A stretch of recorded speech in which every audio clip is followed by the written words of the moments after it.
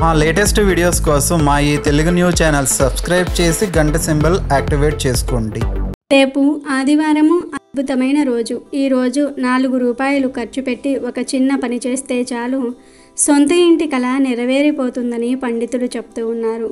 సొంత ఇల్లు కావాలని అందరూ కోరుకుంటూ ఉంటారు. మనిషిగా పుట్టిన ప్రతి ఒక్కరూ తమకంటూ ఒక గుర్తింపు ఉండాలని కోరుకుంటూ ఉంటారు. ముఖ్యంగా ప్రతి మనిషి తమకంటూ ఒక సొంత ఇల్లు ఉండాలని, సొంత ఇంటిలోనే కుటుంబంతో సంతోషంగా జీవించాలని ఆశిస్తారు. సొంత ఇంటి కల అందరికీ ఉంటుంది. ఇలా సొంత ఇల్లు ఉండాలని అనుకోవటంలో ఎటువంటి తప్పు లేదు. అయితే ఈ సొంత ఇంటి కల కొంతమందికి కలగానే మిగిలిపోతుంది. ఎంత కష్టపడ్డా సొంత ఇల్లు కట్టుకోలేని వారు చాలామంది ఉన్నారు. సొంత ఇల్లు కొందామన్నా కడదామన్నా సరిపడా ధనం ఉండదు. ఇంకొంతమంది దగ్గర డబ్బులు ఉన్నా ఏవో ఒక ఆటంకాలు ఎదురయ్యి ఇంటి నిర్మాణ పనులు ఆగిపోతాయి. ఇల్లు కొందాం అనుకున్న ఆటంకాలు ఎదురవుతాయి. ఇలా సొంత ఇల్లు కావాలనుకునేవారు ఆదివారం ఈ 4 రూపాయలతో ఒక చిన్న పని చేస్తే చాలు సొంత ఇంటి కల నెరవేరిపోతుందని పెద్దలు అంటూ ఉన్నారు. మరి 4 రూపాయలతో ఏం చేయాలో ఇప్పుడు మనం ఈ వీడియోలో వివరంగా తెలుసుకుందాం. అంతకన్నా ముందు స్త్రీ పురుషుల్లో ఎవరికి ఎక్కువ అనురాగం ఉంటుందో తెలిపే పురాణ కథను విందాం. ఒకసారి ధర్మరాజుకు స్త్రీ పురుషుల్లో కుటుంబం పట్ల ఎవరికి ఎక్కువ అనురాగం ఉంటుంది అని సందేహం వచ్చింది. ఇదే విషయం అంపశయ్య మీద ఉన్న భీష్ముడిని అడిగాడు. దానికి భీష్ముడు నవ్వి, నీకొక కథ చెప్తాను, అందులో నీకు సమాధానం దొరకవచ్చు అని ఇలా చెప్పడం ప్రారంభించాడు. పూర్వము భంగస్వనుడు అనే రాజు ఉండేవాడు. అతను ధర్మ నిరతుడు, సత్యసంధుడు, ప్రజలను కన్న బిడ్డల కన్నా మిన్నగా చూసుకునేవాడు. అటువంటి రాజుకు సంతానం కలగలేదు. పున్నామ నరకం నుండి తప్పించడానికి ఒక పుత్రుడైనా లేడే అనే బాధతో ఆయన అగ్నిదేవుణ్ణి ప్రార్థించి అగ్నిస్తుత యుద్ధం చేశాడు. అగ్నిదేవుడు సంతుష్టుడై ఆ రాజుకు 100 మంది పుత్రులను అనుగ్రహించాడు. ఈ విషయం ఇంద్రుడికి తెలిసింది. దేవతల రాజైన తన అనుమతి లేకుండా భంగస్వనుడు యజ్ఞము చేసి 100 కుమారులను పొందటం ఆగ్రహం తెప్పించింది. అతడికి తగిన శిక్ష వేసి తన అహాన్ని చల్లార్చుకోవాలని అనుకున్నాడు. తగిన సమయం కోసం వేచి ఉన్నాడు. ఒకరోజు భంగస్వనుడు వేటకు వెళ్ళాడు. ఇంద్రుడు అదను చూసి అతడిని దారి తప్పేలాగా చేశాడు. ఫలితంగా ఆ రాజును గుర్రము ఏటో తీసుకుని వెళ్ళిపోయింది. ఇందులో అతడికి బాగా దాహము వేసింది. అటు ఇటు చూడగా సమీపంలో ఒక కొలను కనిపించింది. వెంటనే రాజు గుర్రము దిగి కొలనులో నీటిని సేవించాడు. స్ఫటికంలా స్వచ్ఛమైన నీటిని చూడగానే స్నానం చేయాలనిపించింది. అందులో మునిగాడు. మునిగి పైకి లేచేసరికి ఆ రాజు ఆశ్చర్యకరంగా స్త్రీగా మారిపోయాడు. ఆయాచిత్తంగా ప్రాప్తించిన స్త్రీతత్వానికి రాజు చాలా చింతించాడు. ఈ రూపంతో రాజధానికి వెళ్ళి నేను నా భార్య పిల్లలకు పురజనులకు ఎలా ముఖము చూపించగలను అని విచారించి, అయినా ఇలా అడవిలో ఉండలేను కదా అనుకుని చివరికి రాజ్యానికి వెళ్ళాడు. రాజ్యంలో మంత్రులను పిలిచి విషయము చెప్పి తన పెద్ద కుమారుణ్ణి రాజాభిషక్తుణ్ణి చేసి పుత్రులందరికీ రాజ్యాన్ని అప్పగించి తాను మాత్రము తపస్సు చేసుకోవడానికి అడవులకు పోయి అక్కడ ఒక ముని ఆశ్రమంలో నివసించసాగాడు. కాలక్రమంలో ప్రకృతి వైపరీత్యాన మునికి స్త్రీలాగా మారిన రాజుకు జత కుదిరి మోహించి వివాహమాడారు. స్త్రీగా ఆ ముని వలన అత్యంత బల సంపన్నులైన 100 కుమారులను పొందాడు. వారు పెరిగి పెద్దయిన తర్వాత ఆ 100 కుమారులను తీసుకుని రాజ్యానికి వెళ్ళి అక్కడ ఉన్న తన కుమారులతో, కుమారులారా, నేను పురుషుడిగా ఉన్నప్పుడు మిమ్ము కుమారులుగా పొందాను, స్త్రీగా ఉన్నప్పుడు ఈ 100 కుమారులుగా పొందాను కనుక వీరు కూడా మీ సోదరులే. ఇక మీదట మీరంతా ఈ రాజ్యాన్ని పంచుకొని పాలించండి అంది. స్త్రీగా మారిన ఆమె ఒకప్పటి తమ తండ్రి గనుక పితృవాక్య పాలకులుగా తండ్రి మాట పాటించి వారు రాజ్యాన్ని పంచుకొని పాలించసాగారు. అది చూసిన ఇంద్రుడిని నేను ఈ రాజుకు కీడు చేద్దామనుకుంటే అది అతనికి మేలు అయ్యింది. ఎలాగైనా వీరి మధ్య భేదము కల్పించాలని సంకల్పించి ఒక బ్రాహ్మణి రూపం దాల్చి భంగస్వునికి పురుష రూపంలో కలిగిన పుత్రుల వద్దకు వెళ్ళి, రాజకుమారులారా, ఏమిటి ఈ వెర్రి? ఎవరెవరినో తీసుకువచ్చి వీరు మీ తమ్ముళ్ళు అని చెప్పగానే నమ్మేయటమేనా? అసలు వీరి తండ్రి ఎవరు? ఎవరికో పుట్టిన కుమారులు మీ తమ్ముళ్ళు ఎలా కాగలరు అని వారిలో కలతలు రేపాడు. అలాగే భంగస్వనుడు స్త్రీగా ఉన్నప్పుడు జన్మించిన కుమారుల వద్దకు వెళ్ళి లేనిపోని మాటలు చెప్పి అన్నదమ్ముల మధ్య ద్వేషము రగిల్చాడు. అన్నదమ్ములు బద్ధ శత్రువులై ఒకరితో ఒకరు కలహించి యుద్ధము చేసుకొని చివరకు అందరూ మరణించారు. చనిపోయిన కుమారులను చూసి స్త్రీ రూపంలో ఉన్న భంగస్వనుడు గుండెలు బాదుకొని రోధించసాగాడు. ఇది చూడగా గమనిస్తున్న ఇంద్రుడు మరలా ఏమీ ఎరుగని వాడిలా బ్రాహ్మణ రూపుడై, అమ్మా నీవు ఎవరవు, ఎందుకిలా రోధిస్తున్నావు అని అడిగాడు. అప్పుడు ఆమె తాను యజ్ఞము చేయటము, కుమారులను కనటము, అడవిలో దారి తప్పి కొలను నీరు త్రాగి స్త్రీగా మారటము, ముని ద్వారా కుమారులను కనటము పూసగురిచినట్లుగా చెప్పింది. అది విన్న ఇంద్రుడు తన నిజరూపంతో ప్రత్యక్షమై, రాజా, నేను ఇంద్రుడను. నీవు నా అనుమతి తీసుకోకుండా యజ్ఞము చేసినందుకు నీ మీద కోపించి ఈ కష్టాలు నీకు కలిగించాను అని చెప్పాడు. దానికి ఆమె, దేవా, అజ్ఞానంతో తెలియక పొరపాటు చేశాను. అయినా దేవతలకు అధిపతివైన నీవు పగ తీర్చుకోవడానికి నేను తగిన వ్యక్తినా? కనుక నన్ను దయతో రక్షించు అని వేడుకోగా, ఆ మాటలకు కరిగిపోయిన ఇంద్రుడు, రాజా, నీకు నేను ఒక వరము ఇస్తున్నాను. నీవు పురుషుడిగా ఉన్నప్పుడు పొందిన పుత్రులనైనా లేక స్త్రీగా ఉన్నప్పుడు పొందిన పుత్రులనైనా బ్రతికిస్తాను. ఎవరి కావాలో నీవే కోరుకో అన్నాడు. అప్పుడు ఆమె సిగ్గుపడుతూ స్త్రీగా ఉన్నప్పుడు కలిగిన కుమారులను బ్రతికించమని కోరుతుంది. ఆ మాట విని ఇంద్రుడు, అదేమిటి రాజా, మిగిలిన వారు నీ కుమారులు కాదా అని అడిగాడు. దానికి భంగస్వనుడు, వారు కూడా నా పుత్రులే. వారికి నేను తండ్రిని, వీరికి నేను తల్లిని.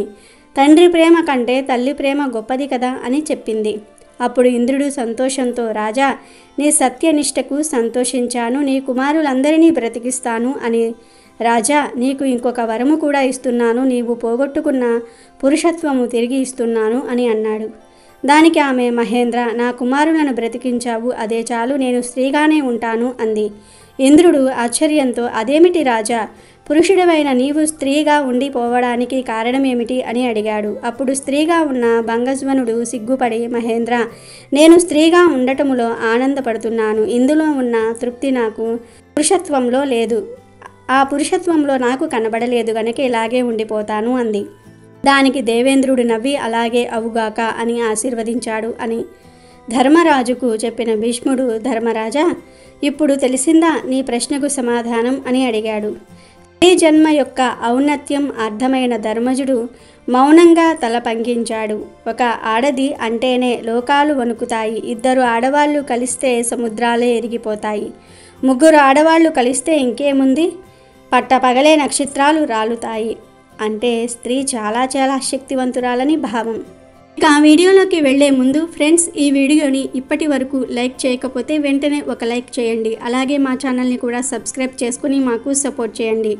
ఇక ఆ విషయంలోనికి వస్తే, సొంత ఇల్లు కావాలి అనుకునేవారు, సొంత ఇల్లు కొనుక్కోవాలి లేదా కట్టుకోవాలి అని ఆశపడేవారు రేపు ఆదివారం నాడు 4 రూపాయలు ఖర్చు పెట్టి ఒక పరిహారం చేయండి. ఖచ్చితంగా సొంత ఇల్లు కావాలనే మీ కోరిక తీరిపోతుంది.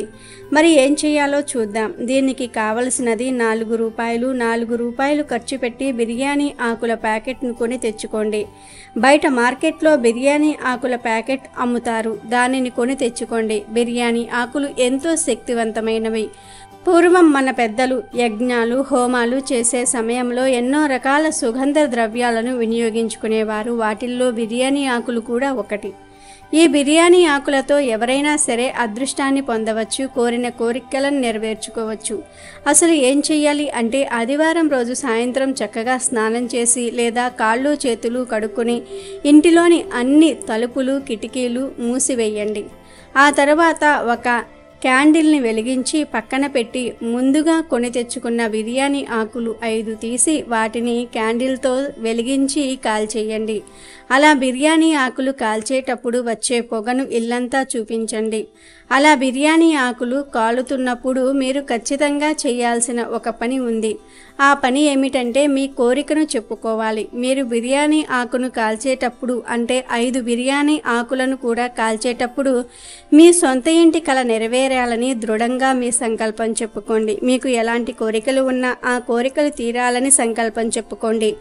అలాగే ఈ రోజు రాత్రి ఒక బిర్యానీ ఆకును తీసుకుని దాని మీద మార్కర్తో మీకు సొంత ఇల్లు కావాలి అని మీ కోరిక రాసి మీ తలదిండు కింద ఆ ఆకును పెట్టుకొని పడుకోండి. మరునాడు ఆ ఆకును తీసి ఎక్కడైనా పచ్చని చెట్టు కింద పాతి పెట్టండి. బిర్యానీ ఆకులతో ఇలా పరిహారం చేశారంటే మీకు ఎలాంటి కోరికలు ఉన్నా సరే తీరిపోతాయి. కానీ ఏది కోరుకున్నా జరుగుతుంది అనే నమ్మకంతో ఈ పరిహారం చేయాలి. ఇది చాలా సింపుల్ పరిహారం, కానీ బాగా పనిచేస్తుంది. ప్రతి ఆదివారం ఈ పరిహారం చేస్తూ ఉన్నారంటే తప్పక మీ కోరిక నెరవేరు తీరుతుంది. ఈ పరిహారాన్ని మొత్తం 10 వారాలు అంటే 10 ఆదివారాలు చేయాలి. కాబట్టి మీరు కూడా రేపు ఆదివారం అరుదైన రోజున ఈ పరిహారం పాటించి శుభ ఫలితాలను పొందండి. రేపు ఆదివారం రోజున చిన్న వేరు ముక్కతో ఒక ఉపాయం చేయటం వలన సమస్యలన్నీ కూడా తొలగిపోయి డబ్బు ఆకర్షింపబడుతుంది. మనలో ఉన్న కోరికలు నెరవేరుతాయని పండితులు అంటూ ఉన్నారు. మరి ఆ వేరు ఏమిటో ఇప్పుడు మనం తెలుసుకుందాం. మొక్కలలో మర్రి చెట్టుకు అద్భుతమైన శక్తులు ఉంటాయి. మర్రి చెట్టుకు వేర్లు పుడుతూ ఉంటాయి. వీటినే ఊడలు అని, మర్రి ఊడలు అని కూడా పిలుస్తూ ఉంటారు. ఈ ఊడలతో ₹1 కూడా ఖర్చు చేయకుండా అద్భుతమైన ఫలితాలను పొందవచ్చు. ఈ పరిహారం చేయడానికి ప్రధానంగా కావాల్సింది నమ్మకం. నమ్మకంతో ఈ చిన్న పరిహారం చేశారంటే తప్పక విశేషమైన ఫలితాలను పొందుతారు. సాధారణంగా నిత్య జీవితంలో ప్రతి మనిషి మనసులో ఉన్న ప్రతి కోరిక నెరవేరితే బాగుండు అని అనుకుంటూ ఉంటారు. కానీ కొన్నిసార్లు ఎంత కష్టపడినా పనుల్లో ఆటంకాలు ఎదురవుతూనే ఉంటాయి. అలా మీకు ఎలాంటి ఆటంకాలు ఎదురవుతూ ఉన్నా సరే మనస్ఫూర్తిగా ఆదివారం నాడు ఈ చిన్న పరిహారం చేయండి. మొక్కలను చెట్లకు సంబంధించిన ఎలాంటి పరిహారాలైనా సరే ఆదివారం నాడు చేస్తేనే మంచిది. ఎందుకంటే ఆ రోజు సూర్యశక్తి ఎక్కువగా ఉంటుంది. మొక్కల్లో కూడా ఎక్కువ శక్తి ఉంటుంది. మీకు ఎలాంటి ధనపరమైన సమస్యలు ఉన్నా, వ్యాపారంలో సమస్యలు ఉన్నా ఆదివారం మర్రి చెట్టుకు సంబంధించిన ఈ పరిహారం చేయండి. ఆదివారం ఉదయం 6 నుండి సాయంత్రం 6 లోపు ఎప్పుడైనా సరే ఈ పరిహారం చేసుకోవచ్చు. ఈ పరిహారం చేయటం ద్వారా కోరికలు నెరవేరుతాయి. డబ్బు సంపాదించే మార్గాలు కూడా తెలుస్తాయి. మీ కష్టానికి తగిన ప్రతిఫలం లభిస్తుంది. డబ్బు మీ వైపు ఆకర్షింపబడుతుంది. ఖర్చు తగ్గి ధనం మీ దగ్గర నిలబడుతుంది. డబ్బుకు లోటు రాకుండా ఉంటుంది. ఆదివారం రోజు శుచిగా స్నానం చేసుకొని ఎక్కడైనా సరే మర్రి చెట్టు ఉంటే అక్కడకు వెళ్ళండి. మర్రి చెట్టుకు 2 రకాల వేర్లు ఉంటాయి. ఒకటి భూమిలో ఉంటుంది, ఇంకొకటి కొమ్మల నుండి వచ్చేది. వీటినే ఊడలు అంటారు. కొమ్మల నుండి వచ్చే వేరును ఈ పరిహారానికి వాడాలి. అది కూడా చిన్న ముక్క చాలు. ముందు మర్రి చెట్టు దగ్గరకు వెళ్ళి నీళ్లు పోసి నేను వేరు సేకరించడం కోసం వచ్చానని సంకల్పం చెప్పుకోండి. ఆ తర్వాత నమస్కారం చేసుకొని మీ మనసులోని కోరికను చెప్పుకొని చిన్న వేరు ముక్కను అంటే ఊడను సేకరించండి. అలా సేకరించి ఇంటికి తెచ్చుకోండి. ఈ వేరును గంగాజలంతో కడగండి. ఆ తర్వాత ఈ వేరు ముక్కను పూజా మందిరంలో పెట్టి దీపం ధూపం చూపించండి. చిన్న పసుపు రంగు వస్త్రంలో ఈ వేరుతో పాటు ₹1 వేసి కొంచెం సింధూరం వేసి చిన్న మూటలాగా కట్టండి. పూజ గదిలో ఈ మూటను పెట్టి సాంబ్రాణి ధూపం చూపించండి. మనసులో ఇష్ట దైవాన్ని తలుచుకోండి. ఆ తర్వాత ఈ మూటను పర్సులో లేదా హ్యాండ్ బ్యాగ్లో పెట్టుకోండి. వ్యాపారం చేసేవారైతే ఈ మూటను గల్లాపెట్టిలో పెట్టుకోండి. అలా ఆదివారం నాడే చేయాలి. ఒక్కసారి ఈ పరిహారం చేస్తే 6 నెలల వరకు పనిచేస్తుంది. 6 నెలల తర్వాత ఈ మూటను మార్చుకోవాలి. ఈ చిన్న పరిహారం చేయటం ద్వారా చక్కటి శుభ ఫలితాలను పొందుతారు. కాబట్టి మీరు కూడా ఆదివారం రోజు మర్రి చెట్టు వేరుతో అంటే ఊడలతో ఈ పరిహారం చేసి సమస్యలన్నిటినీ కూడా తొలగించుకోండి. అమెజాన్లో బెస్ట్ డిస్కౌంట్స్ కోసం వీడియో డిస్క్రిప్షన్లో లింకు ఉంది, చూడండి. అలాగే మా టెలిగ్రామ్ ఛానల్ సబ్స్క్రైబ్ చేసుకోండి.